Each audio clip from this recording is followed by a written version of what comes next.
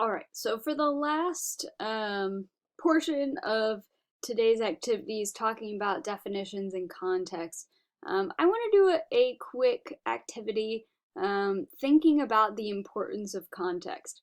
So I've uploaded onto our Blackboard page um, this article written by Jonathan Swift. I want to say in the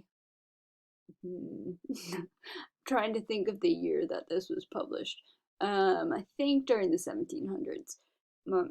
Yeah, I think 1700s.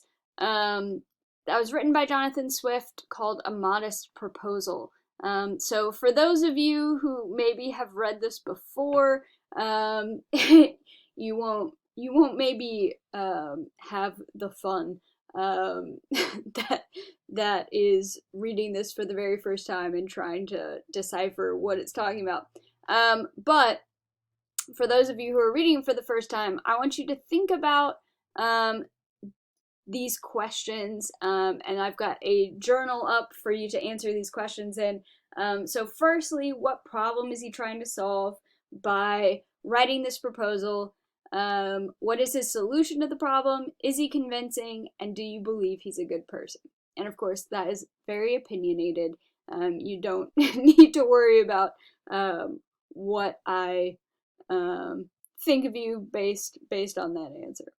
So make sure you go and read this article and then answer those questions on your own, and then come back to my lecture, and we're going to talk about your quote unquote answers, my answers to these questions. So firstly, what is he trying to do? What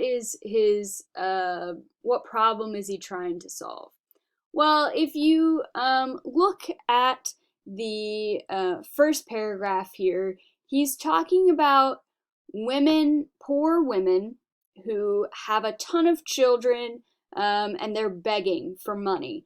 And he's saying that because of the fact that they have so many helpless infants, these women can't work and they have to beg.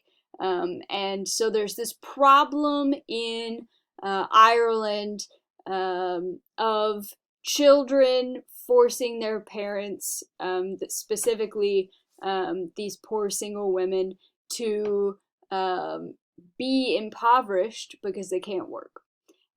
So he's trying to solve the problem of poverty.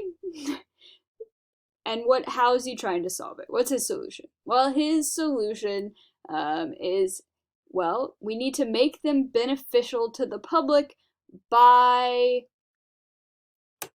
eating them, selling them and eating them. So his solution to this problem is that we should eat poor children, especially babies. I think that he goes into some very specific details in here. Oh yes. So he's talking about the how much they would weigh. Oh yes, is this paragraph. So thinking about a child will make 2 dishes at an entertainment for friends. And what parts of a child would make a good dish, and how you could eat it in the winter, and how much this paragraph talks about how much money you can make from selling a child compared to how much it costs to keep that child alive, and all of these things. So he's using logos, arguably, to explain why his solution of eating children would work. Remind myself of the next question here. Oh, is he convincing? So that's obviously a personal opinion. Whether or not you are more convinced by logos than you are by maybe pathos or ethos here. I personally am not very convinced only by logos. So I would say for myself, is he convincing? No, because I am missing that appeal to pathos or ethos. And so, I think that for me, he's not, but a lot of people think that this is convincing, because it's logically pretty sound, or he goes into a lot of logical detail about why he would do this, or why he thinks this is an idea that would work, I should say. However, I think for me, at the end here, this very last paragraph, he himself says, I don't have any personal interest in promoting this work. You know, I don't want to do this. I don't have any children by which I want to get any money. So I'm not going to participate in this. So that decreases his ethos for me. And then the last question, is he a good person for proposing this? I'll let you think about that yourself. Most people, after reading this, say, no, he's not a good person, because what good person would say, well, I'm not going to sell my children to be eaten, but other people, poor people, should. They should do that, because then we'll fix the problem of poverty. That doesn't sound like a very morally or ethically good, quote unquote, person. Again, sorry if you hear my cats yowling for no reason in the background. So, thinking about the importance of context here, it might surprise you to learn that Jonathan Swift actually was a good person, or at least, not as bad as reading that article might make him seem. This is why it's so important to discover the full context of any sort of article, concept, thing that you're reading, because this is satire. So his essay is making fun of other politicians and thinkers who thought that there were these big cure-all solutions that could be taken at the expense of other human values. So if we look at historical context, we can see that impoverished Irish people were treated with really heartless attitudes during that time period.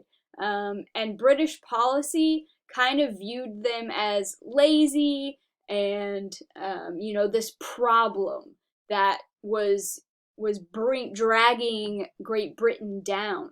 And so these British politicians were trying to devise all of these big schemes to fix population and labor issues.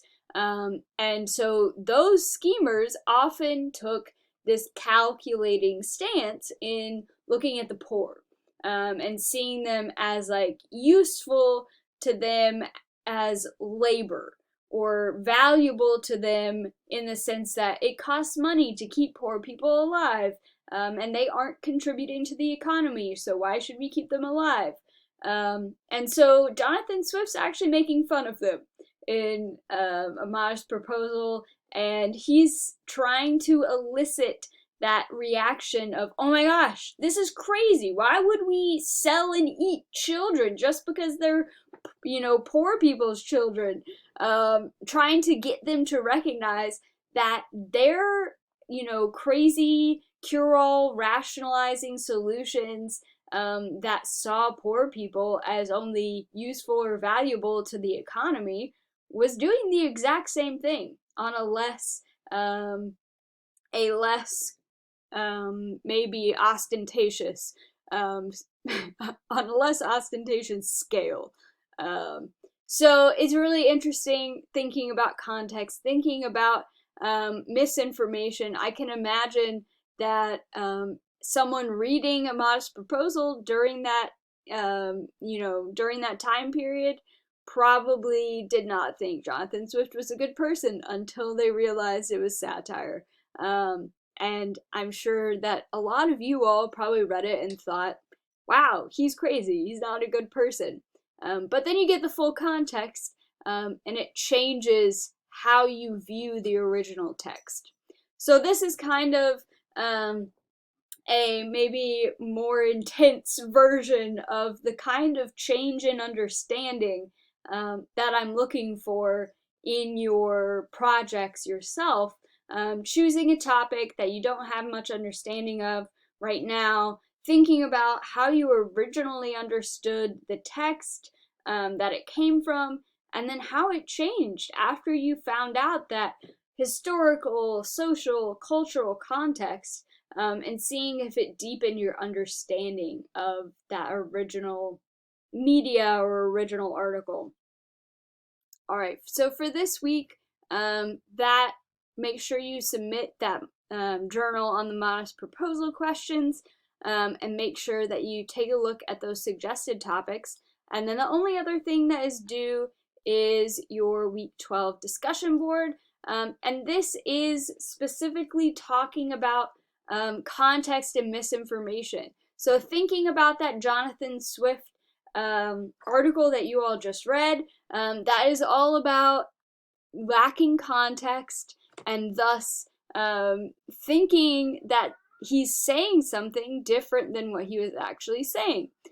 So you're going to be looking at photographs where they are taken out of context, and you're going to be talking about the original photo, what it seems to say, and then looking at the actual context for what it is in these articles that are listed underneath the photos, and talking about how misinformation can spread because of a lack of context. So make sure you do that for Thursday, and that will wrap up this week. If you did not turn in the final draft of your rhetorical analysis, please reach out to me. Remember that you cannot pass this class without turning in every major draft. So you need to be in communication with me if you ran into an issue last week with turning that in. Otherwise, have a great rest of your week, and I will be back here on YouTube next week.